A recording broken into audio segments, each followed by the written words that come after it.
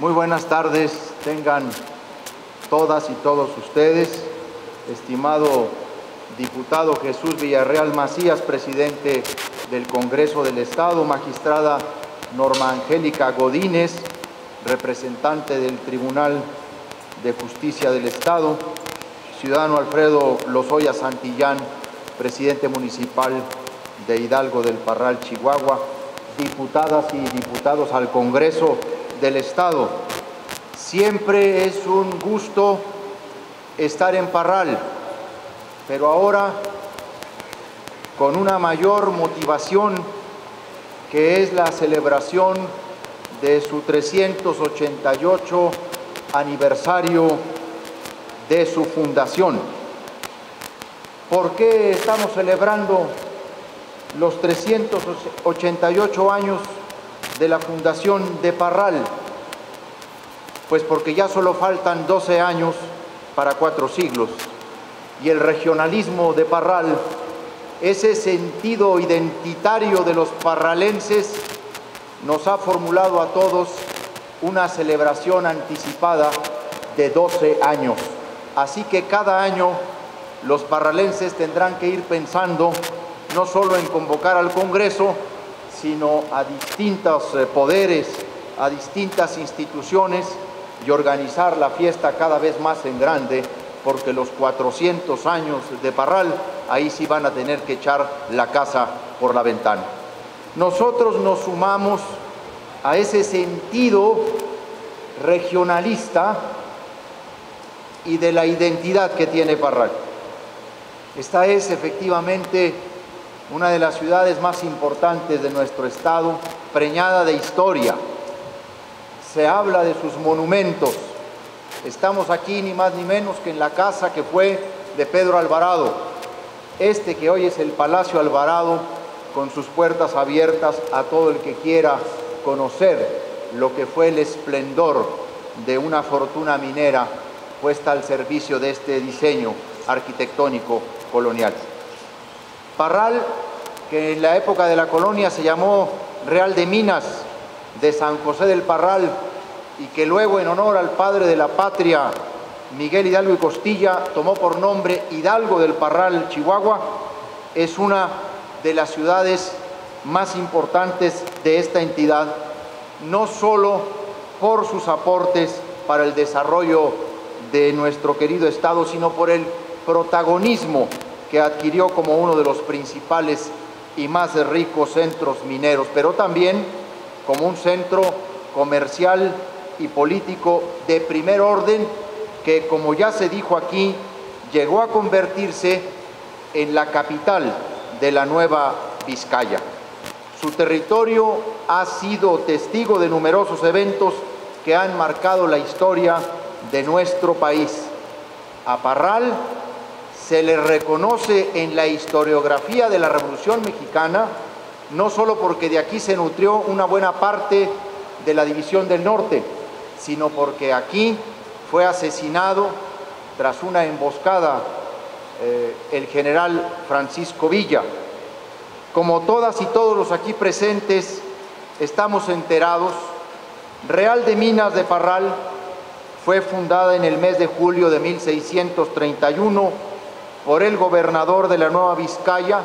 lo cual coincidió también con el descubrimiento de Juan Rangel de Viesma de la mina La Negrita, más tarde conocida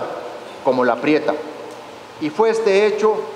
el que, como señala el historiador Luis Aboites,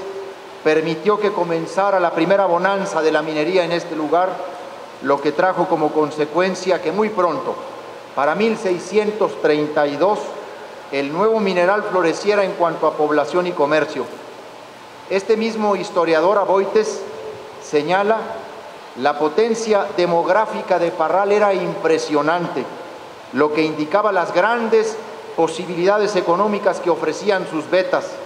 Hasta el gobernador de la Nueva Vizcaya, Gonzalo Gómez de Cervantes, decidió mudarse a la nueva población en 1632 sin que le importara mucho abandonar la sede de su gobierno. Este cambio virtual de la capital de la Nueva Vizcaya se mantuvo hasta 1739. Es decir, casi durante 100 años o más de 100 años, Parral fue la capital en los hechos de la Nueva Vizcaya. De ahí la importancia histórica en el destino también de Chihuahua. La fundación de poblados en el norte del país, que se convertirían en grandes ciudades como Parral, fueron impulsados por la conquista y la búsqueda de territorio por parte de los españoles. Sin embargo, debemos recordar que esta zona ya estaba habitada por numerosos pueblos indígenas, los cuales contaban con una red de intercambio comercial y cultural. Hoy que conmemoramos esta fundación que trajo el nacimiento de una tierra extraordinaria, también es obligado hablar de algo que no debemos olvidar en el compendio y conciencia de la historia en su conjunto, y es la socavación que vivieron nuestros pueblos originarios, que con la llegada de los españoles vieron amenazada su forma de vida, con la imposición de creencias, además de sufrir explotación. Varias rebeliones indígenas tuvieron lugar por un largo periodo en el que tobosos, salineros, tarahumaras, conchos se resistieron a la presencia de los españoles, a su economía y religión. Fue en este largo periodo en el que nuestros hermanos tarahumaras, a finales del siglo XVII, decidieron huir a la sierra ante la imposibilidad de vencer a los españoles. La conmemoración de la fundación de esta ciudad debe ser también una oportunidad propicia para reivindicar a nuestros pueblos indígenas, a los pueblos originarios que dieron todo para proteger las tierras que habitaron siglos atrás, a saldar la deuda que mantenemos con una población que fue perseguida, segregada, olvidada, pero que ha resistido y se mantiene en pie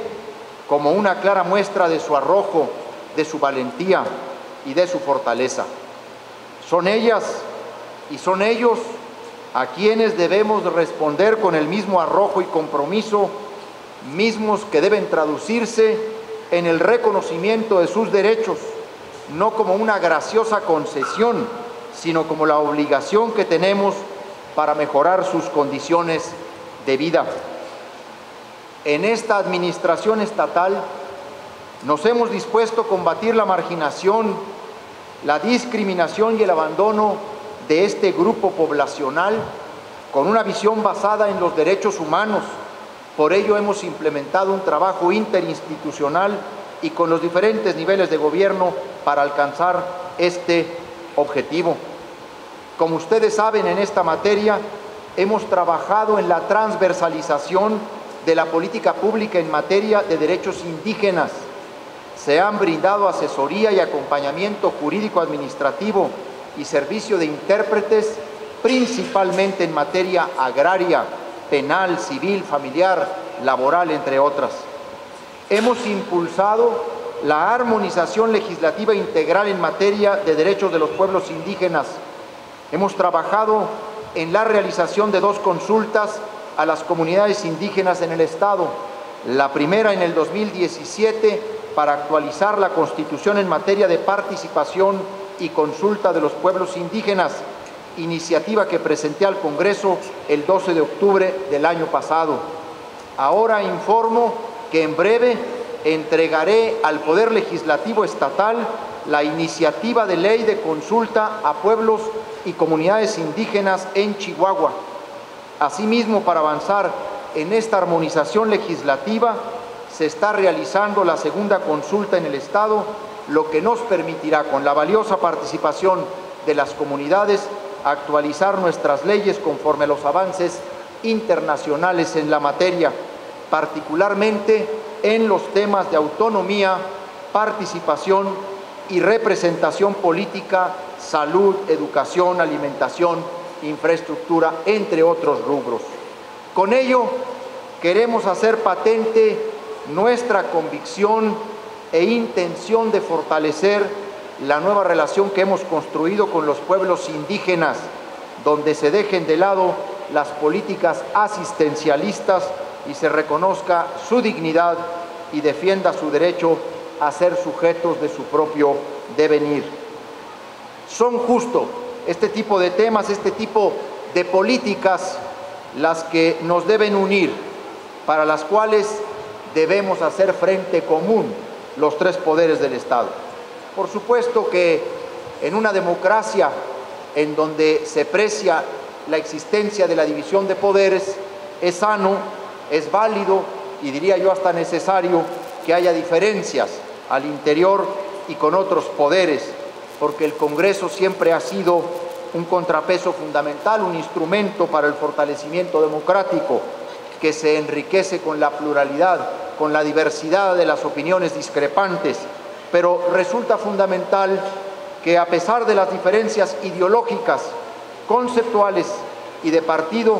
prevalezca siempre, en todo momento, el interés general sobre los intereses de grupo o de partido, que siempre sepamos distinguir de la natural diferencia o disputa política el necesario y superior interés general del pueblo de Chihuahua. Decía un gran pensador mexicano, Efraín González Morfín, que no podemos entender a la política como un conflicto permanente, nada más como una lucha entre contrarios, sino que la política la tenemos que entender como una actividad que por supuesto nos va a permitir llegar al bien común, pero en la cual existen valores superiores al conflicto mismo. Cuando en eso no se tiene claridad, entonces simplemente se busca imponer una visión sobre otra, pero no hay un horizonte en común. No hay valores universales que eviten que las sociedades fracasen y se pierdan en parcialidades. Que en todo momento prevalezca una visión de Estado que no permita la politización en temas trascendentales que frenen el desarrollo de la entidad, que tengamos en cuenta la indisoluble vinculación que existe entre la ética, el deber y la política en la búsqueda del bien común. Parral ha sido y seguirá siendo muy importante para Chihuahua y para México, dado que la explotación minera impulsó la creación de ciudades y poblados a sus alrededores, constituyendo haciendas y promoviendo la agricultura, la ganadería y el comercio. En ese sentido, Parral se convirtió en un motor del desarrollo económico de la región, mismo que hoy se mantiene pujante. Me congratula que estemos aquí para la celebración de un aniversario más de la fundación de esta maravillosa ciudad, acercándose ya la década para la celebración de los 4 siglos de esta tierra que ha dado chihuahuenses del tamaño de Antonio Ortiz Mena, de Ignacio Asúnzulo, de don Alfredo Chávez, de Pascual García, de Elisa Griensen, de don Pedro de Alvarado, de Virginia Griensen, de don Rubén Rocha Chávez, de Carlos Isaac Lara, de Jesús Valles Puga, de Héctor Ramos Domínguez, de Víctor Horta Martínez, de Carlos Montemayor, de Aurora Reyes, de Humberto Mariles, de Raúl Sotorreyes, infinidad de parralenses ilustres